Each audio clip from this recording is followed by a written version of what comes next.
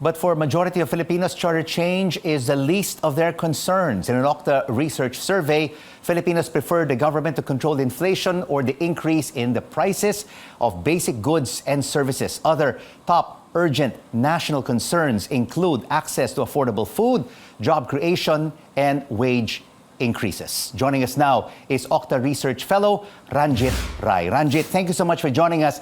Are Filipinos still not very involved with the charter change issue? Because this survey that you conducted was in early December before the House Speaker Martin Romualdez said that they will be going full steam ahead with charter change in 2024.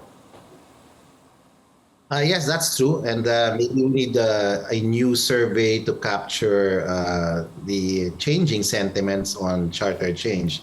There is an information campaign being waged by different groups. There's also a people's initiative ongoing. So you're right, Rico, we might need to do another probe on this in our first quarter survey, which is going to be conducted in February. Yeah, because if you take a look at the numbers in your survey, which was conducted in mid-December, I mean, this is the least of people's concern, charter change. What is important to them right now is controlling the prices of basic goods and services.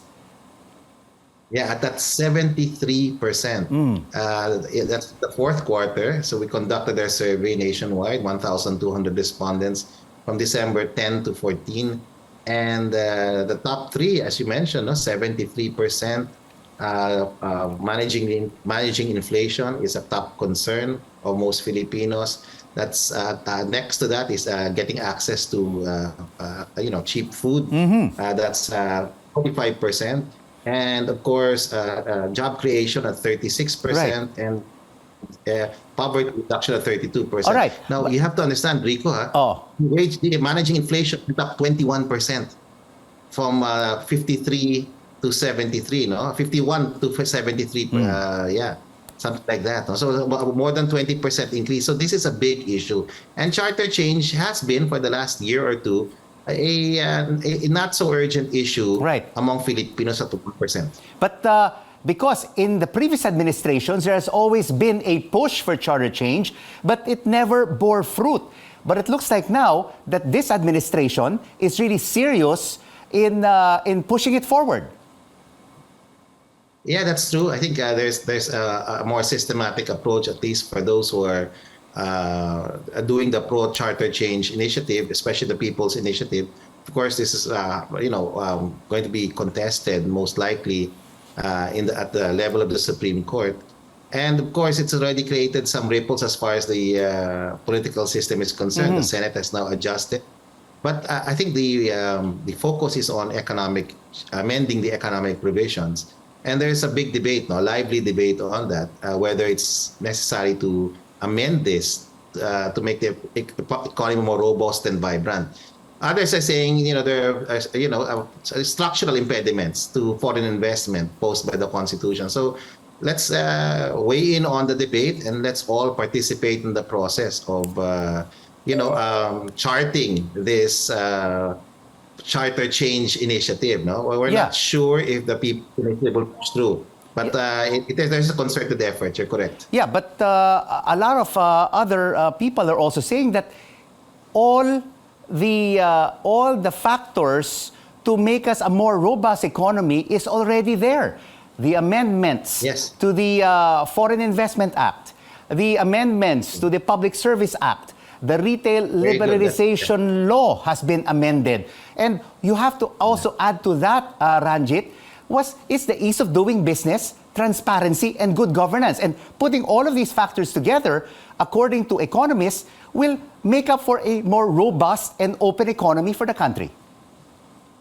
I agree 100% with what you're saying. And but our lawmakers, some of our lawmakers have a different point of view, and this process is largely managed by the legislature, and quite a number of people have already taken, from both the Senate and in the House, have taken initiative as far as this charter change proposals are concerned. The House in particular has passed in the last Congress, these amendments, no, and a call for charter change. No, it just has not prospered in the Senate.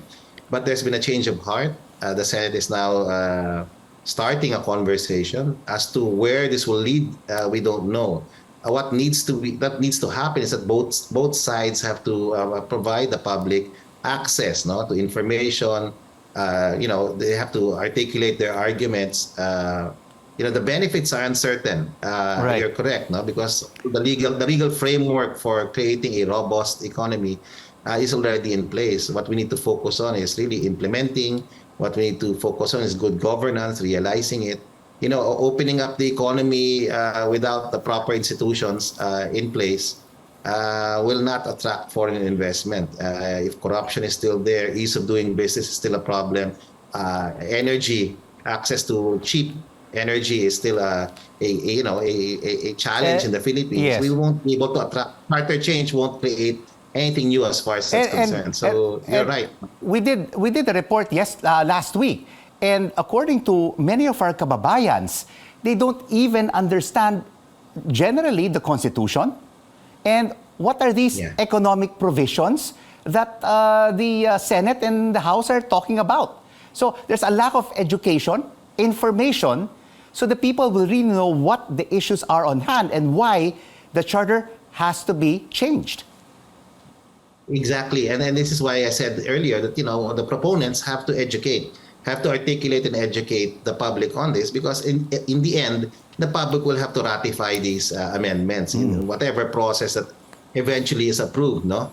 In the end, it will go back to the people, and the people will have to vote on on approving these amendments.